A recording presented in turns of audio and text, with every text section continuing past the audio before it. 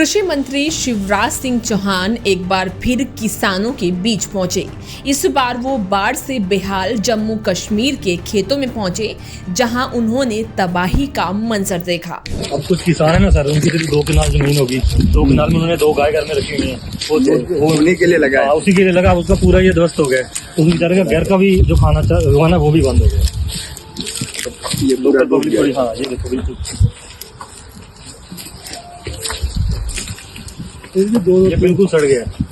और इतनी fertile land इतना बढ़िया होता था ना, यहाँ पे दिख नहीं रहा बिल्कुल। ये हम एक बार बीते थे, जो 3 बार आता था उसके वापिस काटने के बाद भी सर। इस दौरान कृषि मंत्री ने कहा कि संकट बड़ा है, किसानों के नुकसान की भरपाई की जाएगी, साथ ही किसानों के लिए फसल बीमा समेत कई ऐलान किए। मैं आपको ये बताना चाहता हूँ कि भगवान ना करे, अच्छी बात यह है कि लोगों की जिंदगी बचाने में सफल हुए, लेकिन एनडीआरएफ के तहत ये प्रावधान है कि कोई जान अगर चली जाए तो 4 लाख रुपए की सहायता उस परिवार को दी जाती है।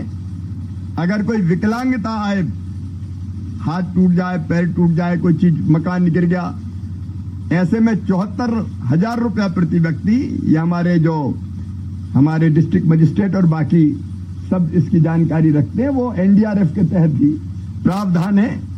और जो केंद्र सरकार एनडीआरएफ की राशि देती है उसमें इसका प्रावधान है, तो वो देने की भी व्यवस्था है। अगर गाद निकालना हो, मैं डिस्ट्रिक्ट एडमिनिस्ट्रेशन को बताना चाहता हूं, आपकी जानकारी में है, तो गाद भी अगर निकालना हो तो 18,000 रुपया प्रति हेक्टेयर का प्रावधान उसमें है, जो केंद्र पैकेज देगा एनडीआरएफ का। उसके अंतर्गत गाद या रेत भी निकालने के लिए हम किसानों की मदद कर सकते हैं, उसका उपयोग भी हो सकता है। जो यहाँ भूस्खलन का मामला उतना नहीं है, शायद वैली में होगा, पहाड़ अगर दरक गए, खिसक गए और उसके कारण नुकसान होगा, तो उसमें भी छोटे और सीमांत किसानों को 47,000 रुपया देने का प्रावधान है, जो एनडीआरएफ के तहत दिया जा सकता है। एनडीआरएफ के पैकेज में जो शामिल होगा। वैसे ही मिर्च और बाकी फसलें भी खराब हुई है, तो एक तो जो धान खराब हुई है जिसका बीमा हुआ है, फसल बीमा योजना, तो मेरे अधिकारी यहां बैठे हैं, राज्य सरकार भी उसका आकलन कर रही है। आप पूरी गहराई से आकलन कीजिए। बीमा कंपनियों से भी हमने बात की है, आपकी बात भी हुई होगी बीमा कंपनियों से। लगभग 60,000 किसानों का बीमा है, उनको लगभग पूरी भरपाई। मैं टीम लेके इसलिए आया हूं कि कोई उसमें कोताही ना हो, कोई गड़बड़ ना हो, क्योंकि इस समय जरा भी लापरवाही या कोताही किसान के साथ अन्याय होगा, और ऐसा अन्याय करना पाप है, पाप। तो वो किसी भी कीमत पर ना हो। लगभग हम बीमित किसानों की नुकसान का लगभग भरपाई की स्थिति हम पैदा कर देंगे फसल बीमा योजना के माध्यम से। तो वो हमारे अधिकारी यहाँ आए हैं, वो खुद देखेंगे बीमा कंपनियों के साथ, तो मैं भी बैठूंगा ताकि लिबरली किसानों को हम ठीक से राहत की राशि जो वो मिलेगी, उसके अलावा फसल बीमा योजना की राशि हम देने का काम कर सकें। हमारी जो सब्जियां और बागवानी फसलें हैं, उसके लिए भी हमारा सिंचित क्षेत्र में 17,000 रुपया प्रति हेक्टेयर का प्रावधान है, तो उसका भी प्रावधान है 22,500 रुपया प्रति हेक्टेयर। ये जो हमारी कृषि वानिकी की फसलें, उसके लिए प्रावधान है।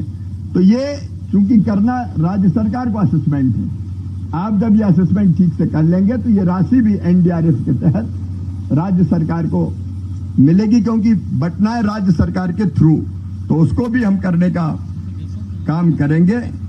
पशु में भी अगर गाय, बैल, भैंस बह गए हैं, तो दुधारू पशु जैसे भैंस, गाय, उनमें 37,500 रुपया, और घोड़ा, बैल जैसी अगर कोई है तो 32,000 रुपया, और बछड़ा या टट्टू या खच्चर या छोटे जो रहते हैं उनके लिए 20,000 रुपया का प्रावधान है।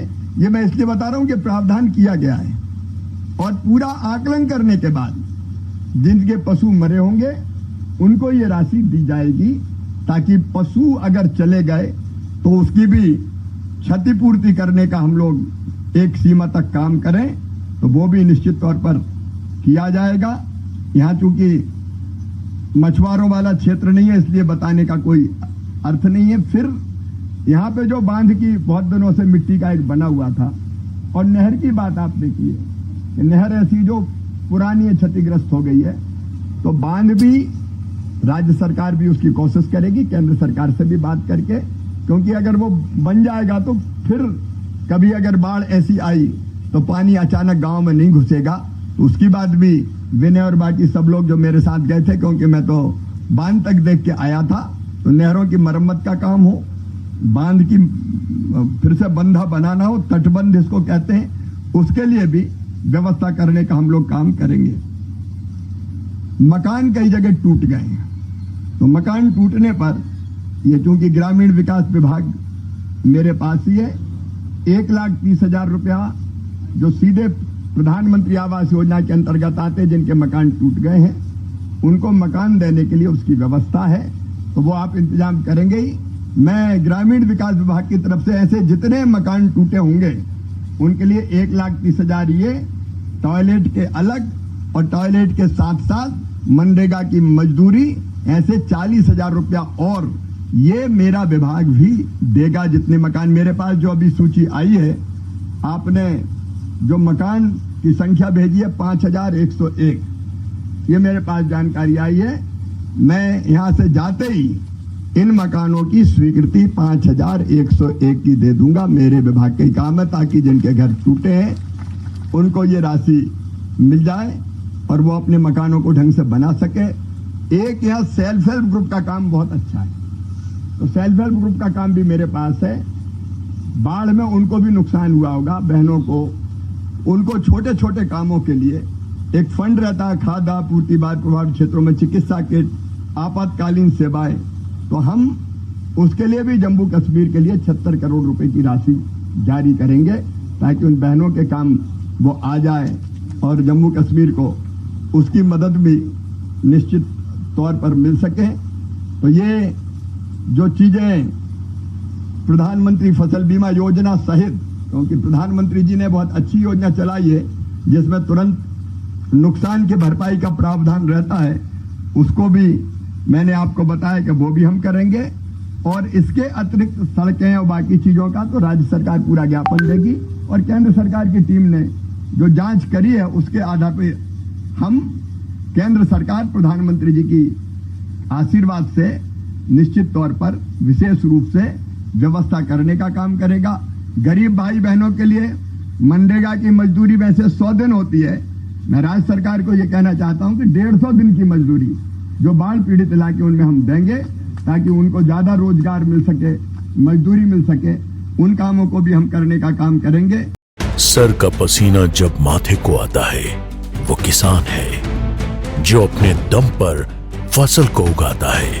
आन है, बान है, शान है, किसान है। किसान इंडिया, चलेगा हल, बढ़ेगा बल।